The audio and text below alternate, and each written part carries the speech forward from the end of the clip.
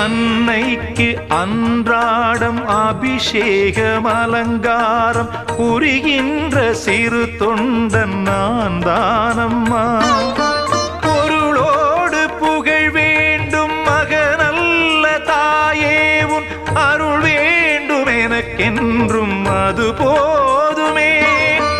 அடுத்திங்கு பிறப்பொன்று அமைந்தாலும் நான் உந்தன் மகனாக பிறக்கின்ற வரம் வேண்டுமே. அதை நீயே தருவாயே.